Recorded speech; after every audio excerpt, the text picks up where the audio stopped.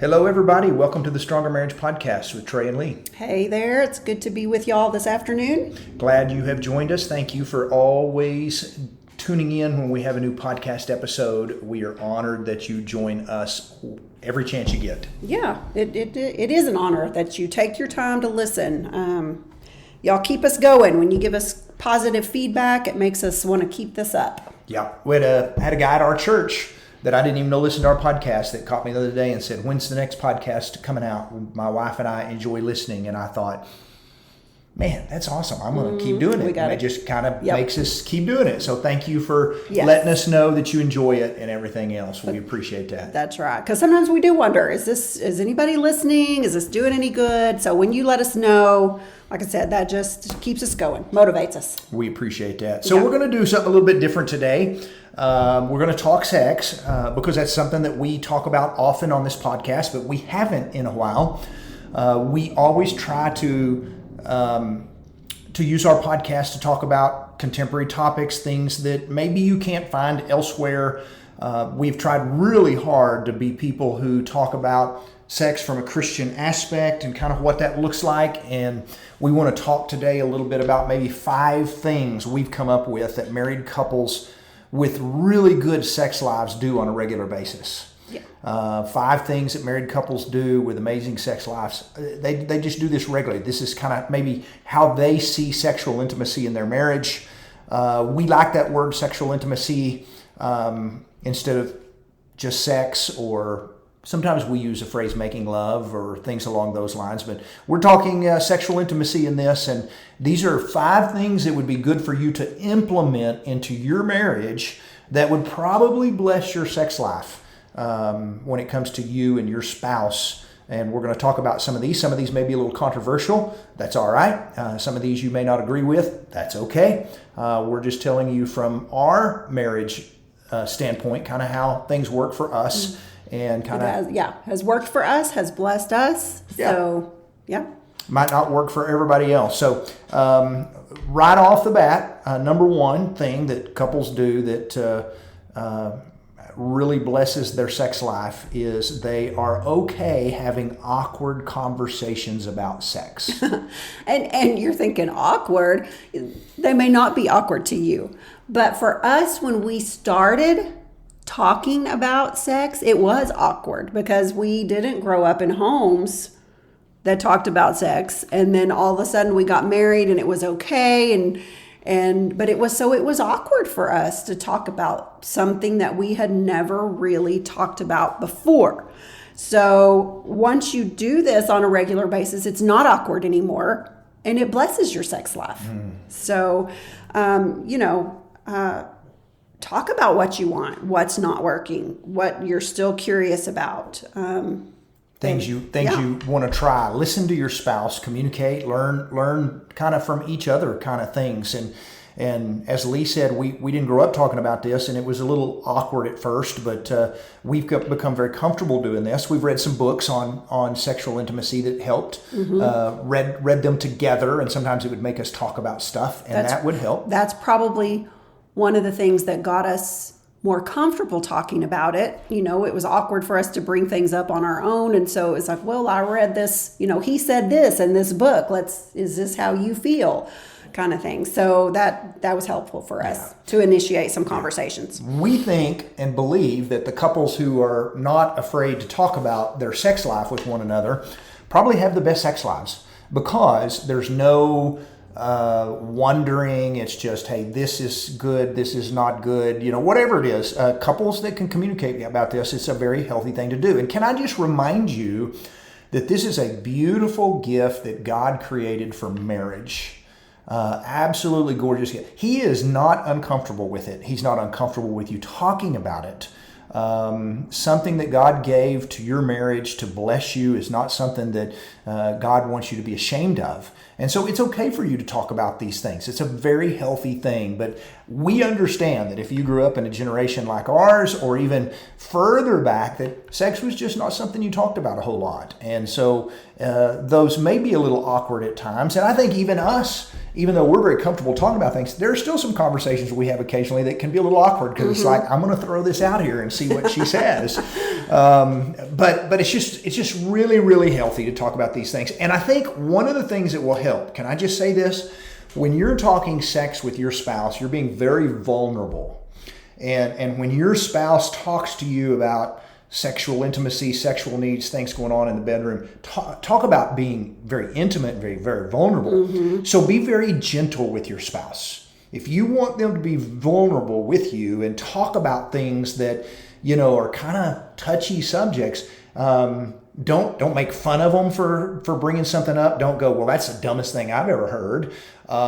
Just, allow them to be vulnerable and then thank them for being vulnerable, or something along those lines, because it is a very vulnerable thing to discuss when you're being totally naked with one another in conversation and you're talking about some very vulnerable stuff. You just be very, very gentle with one another, or you're going to find your spouse doesn't want to be vulnerable with you anymore. And that vulnerability is just an amazing way to grow your intimacy and to get to know each other in a way that nobody else knows your spouse. I mean, this is, sex is the one way that you can know your spouse that absolutely nobody else knows your spouse in that way. So that's really, a lot of what God created about sex for marriage is about that intimacy and that knowledge that only the two of you share. It is a secret club for the two of you. Nobody else gets to know this information. You know your spouse better than anyone else does. Your spouse knows you better than anyone else does. And that's why the word sex in the Bible, the first time it's ever brought up, is in Genesis chapter 4, and the word knowledge is actually used. The word sex means knowledge, because you have a knowledge about your spouse that nobody else gets to have. And it is a very intimate, very vulnerable, very beautiful thing. Yep. And we've talked about that, in the old Bible translations, King James, where it says Adam knew his wife, and we used to think as kids that was just because they didn't want to say the word sex in the Bible. But that was actually the translation was that he knew his wife. It was like he knew her better than anybody else knew her. Yeah. It was an intimate knowledge that they shared. So, I'm glad we brought that up. Yeah, beautiful intimacy. Second thing that married couples with great sex lives do on a regular basis is they take their time. They don't rush, which is hard. I mean, we live in a society where everything is like quick. Let's rush. We don't have a lot of time. Let's get this done. And we just live in a fast-paced society. But this is one of those areas where you don't want to rush, hopefully. At least not all the time. Not every time. And it's kind of one of those things. We understand that there are going to be times where maybe you are in a rush. Maybe you have a little bit of time. Maybe your kids are down for a nap and you go, we got a 20-minute window maybe. And you're thinking, we need to rush. We get that. By all means, enjoy. We totally get that. But for the most part, what we're trying to say is not everything should be that way. You shouldn't always rush through it, nor should you ever get the idea of, let's get this over with. If that's your attitude towards sex, it would almost be like you going, your wife wants to talk to you or your husband wants to talk to you and you're like, okay, let's get this over with. What do you want to talk about? Well, that's really a horrible way to think about sexual intimacy or communication or anything else. Presence creates far more just being in the moment than speed ever will. And so it's really important. Be present. Be slow, be intentional. For women especially. Foreplay, guys, I'm sorry, some of you don't understand what foreplay is or what it means to women, but it's pretty essential that there's some foreplay in there. And so this, the slowness, the intentionality there just creates that that's necessary for women. Yeah, it's really important. So slow down, take your time, enjoy, don't rush. That's another thing that couples do. Number 3, maybe a little controversial, but we'll bring it up. We feel like it's worked really well for us. We've visited with a lot of other couples that go, yep, this is us too. And that is couples with really healthy sex lives are willing to be sexual or sexually intimate, even when they're not necessarily in the mood. Meaning they know they're going to get in the mood when it happens. Does that make sense? Yep. Well, yeah, when you start that foreplay stuff that we just talked about. Yeah. So, but I know a lot of people out there are bristling. They're like, nope, I'm not in the mood. I have the right to say no. But we just want to say that for us, this has worked. When you have this mindset that I don't always have to be in the mood to do some of the things that I do. And there's plenty of things that we do in our lives that we're not necessarily in the mood to do. Give us some examples. What are some things you do that you aren't always in the mood for? Working out, going to the gym. I'm not usually in the mood to do that, but once I do it, I'm like, man, I am glad I did that. And you still go? I go, and and I'm glad I did it, and I needed to do it. Fix dinner. There's a lot of times I am definitely not in the mood to fix dinner. But after I do it, I'm sure glad I did, because otherwise we'd be real hungry, right? Yeah. There are days I don't want to get up and go to work. It's just like, I do not want to go, but I still go. There are times when, I'm just thinking about me personally. There are days where I go, man, the yard needs mowed, and I really don't want to go and mow the lawn, but I do it anyway. And I'm glad when I get done. Yeah. Talking, communication, sometimes it's like, do we need to talk? Yes, we do, and we still do it, and we're glad we did. There are times where we didn't want to be parents. I mean, it's like, do I have to parent today? Yeah. I've got teenagers, but we still do. I have to adult today. Yes, yeah. And so you don't always have to be in the mood to go, hey, I'm going to do this because I'm going to be glad I did. So, create the mood. Desire is something you cultivate, not something that just shows up. And we often say this is really important. If you, maybe y'all are different from us, but if you both wait until you're both in the mood at the exact same time to be sexually intimate, there's probably not a lot of sex going to be going on. Does that make sense? Because somebody's always going to be in the mood, somebody's not going to be in the mood. And so it's important that you realize, I didn't want to go to the gym today, but man, I'm glad I did. And once I went, I've never come home from the gym and thought, wish I wouldn't have gone to the gym today. I've always, after I'm done, I'm always like, man, that was good. I needed to do that today. I'm glad that I did. Yes. And, a lot of times you can just schedule sex. And we've talked about this. A lot of people think this is weird, but basically, we're just kind of talking about, if you realize, hey, it's been a while, and you can say to your spouse, hey, maybe tomorrow, let's try to get the kids in bed early. Let's get all of our to-do lists checked off so that we can, enjoy each other come bedtime. You just scheduled it. It means we don't plop down in front of the TV set and fall asleep in the chair. You're intentional about creating the mood. Yeah. The anticipation, if you know it's coming, you've got that anticipation that builds all throughout the day. So that helps to create the mood. We also have friends that have said, literally to us that they have a day of the week that they have just set aside, and they every week they know that's their day. And they're like, sure, it may happen other days than that, and that's bonus. But they just know no matter what, how busy, however busy their week gets, they've always got their day. So, that's a great way too to approach that. Yeah, so it really is. Scheduling is something that can be very healthy.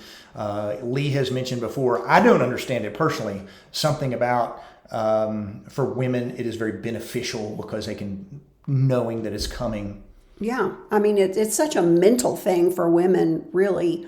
Like I said, if we feel like we still have all these things on our to-do list that need to be checked off, then if we know it's coming, we can make sure, everything else is cleared from our minds, where we can just really focus on being intimate with our spouse. On those days, where you go, hey, how about tonight? And we not just plop in the chair and watch TV and fall asleep in our chairs. Let's plan tonight. What you find is all day long, you find yourself being more affectionate, more flirty, more encouraging to your spouse. You just, you're touchy, you're loving on one another because you know it's coming. It's kind of like foreplay has started early because tonight's the night, and so that's really important that it works that way. Yeah. So there have been times for both of us, I think, that we were not in the mood, but we still did, and afterwards it was like, we never regretted it or hated that we did that. It was always, oh man, I'm glad I did that. So you don't always have to be in the mood to enjoy something. Okay, you do the laundry in the house. Have you ever been in the mood to do laundry? Very rarely. I don't know. Well, I'm in the mood to do laundry. Laundry's not a terrible task. Now, if you said dust, that would definitely be like, I'm never in the mood to dust. Okay. So see, we should have put that one on the list. Yeah. Never in the mood to dust. No. All right. So what's number 4 on our list of healthy things that couples do that bless their sex life? They focus on each other more than the finish line. That's good. Yeah. So they don't make it all about finishing. It is more than just an orgasm. It is actually sex and marriage, when you're focused on your partner and fulfilling their needs, is maybe the most selfless act in marriage. Meaning it's like, I'm here to please you. I am here to make things good for you. And that's an actually beautiful thing when sex is done right. It's not about, hey, this is about me. This is about me feeling good. And so, yeah, it's they don't always make it about finishing. It's about connection that takes place in that act of sexual intimacy. Yeah, and making sure that both parties are enjoying it equally is, it's really selfless, and that connection that you're talking about. Yeah, we talk in our workshop, and those who have been to our workshop have heard us say this before. But sexual intimacy, sometimes we look at that and we go, well, it's about pleasure. Well, it is about pleasure, and it's going to be fun. You're going to hopefully leave going, well, that was good. But it is way more than just pleasure. It's also about connection, and that may be the main reason God gave sex to married couples, because it connects you as a married couple, and it reconnects you over and over and over. It makes you go, this is my wife, or this is my husband. And it brings that connection into the marriage that says, hey, I love this person. I would die for this person. This is my person. And that is what sex is supposed to bring in marriage, not just it feels good. Yeah. Sadly, that's where the world has messed this all up. All of the sexual sins that have entered are because a lot of times we focus on just the pleasure part of it, when that really was not God's intention at all. It was more about the connection than anything else. Yeah, the intimacy that's involved in it. That's where, we could talk sex, but we're talking sexual intimacy. And when you add that into it, that intimacy that comes from it, and you realize it's more than just sex, it's sexual intimacy, it can become really, really good. Yeah. Number 5 on our list. Okay, last one. Couples are always willing to keep learning when it comes to their spouse. So we need to kind of stay curious or be students of our spouse. Now, probably we're thinking here both in the bedroom and out of the bedroom, right? Definitely. That when sex is done right in marriage, it literally should get better every year. Now, we also know that there are times where if you got multiple toddlers, this may have been a year that it wasn't quite as fun. You go through seasons. You will do. go through seasons. Some seasons will be easier than others, of course. But yeah, still, even in hard seasons, keep getting to know your spouse better and better, and figure out what you can do to bless them in whatever season they're in. There may be some health issues that come up that, make your sexual intimacy very challenging. Go see a doctor. There's a lot of things they can help with. Don't just think, well, this is where we are in life now. At least explore some options that could potentially help make things better. Yeah, that's exactly right. It is not just getting to know each other better in the bedroom of what works. And I think that's one of the keys of why it gets better over time, is because over time you start realizing, I know what makes him or her click. I know what it is that they like or what feels good. And so things get better. And so, but you also have to, there's a lot of trial and error that comes in here. And there's times where you have to go, okay, that didn't work. And other times where you go, okay, we need to remember this because that worked. And not everything will work the same way every time. I mean, one time it might be great, and the next time it's like, well, that didn't work at all. Why did we think that was so great? So that's where time, we always say practice makes perfect in a lot of things. We kind of believe that quantity sex makes quality sex. I mean, it gets better over time if you continue and don't give up. But this is also not just about getting to know your spouse better in the bedroom, which it is, but also getting to know your spouse better outside the bedroom. It's not all about sex. It's about getting to know them better, not just physically, but emotionally, mentally, intellectually. That comes through conversation, spiritually. Be excited about what's still possible. When you're a student of your spouse, you're always wanting to learn more about them, and that, not just in a sexual nature, but in an everything nature. And that's just really important. Yeah. And as you age, things are going to start getting different.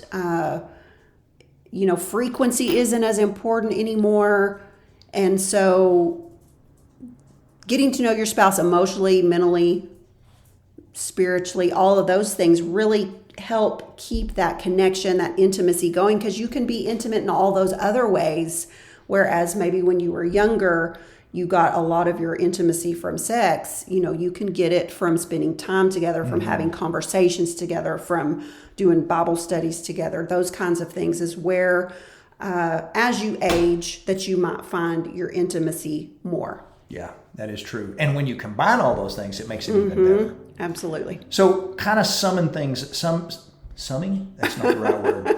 Summarizing things. We want you to understand that a great sex life will not make a great marriage. All right? That there is more to marriage than sex. But what we want you to understand is when you pursue a healthy marriage, when you pursue to grow in your marriage, a great sex life will be kind of the fruit, the gift that comes from it. Those things should go hand in hand. I've always thought, I think we've said this before in workshops, that it's hard to have a really healthy marriage without sex if there's a partner in there that wants sex. And at the same time, it's hard to really have a great sex life without pursuing a healthy marriage. Those things, they just kind of go hand in hand. You can't really have one without the other when you have a spouse that is still interested in sex, but one for some reason is not. And so those are conversations you have to have in your marriage, and sometimes they're conversations about frequency or conversations about whatever it is. But as we go back to the very first point, you're okay having those awkward conversations because you're a team, and a private club of two that you get to discuss those things, and it's totally okay. Yep. We hope these things have blessed you, and that maybe these will be some really good things you can talk to your spouse with, and maybe have some good discussion over. If you follow us on Apple or on Spotify, we would love if you'd take a second and leave us a review or a 5-star rating. That just helps us get the information out about what healthy marriages look like. We appreciate it. And thank you for always joining us. Yep. And we'll see you next time.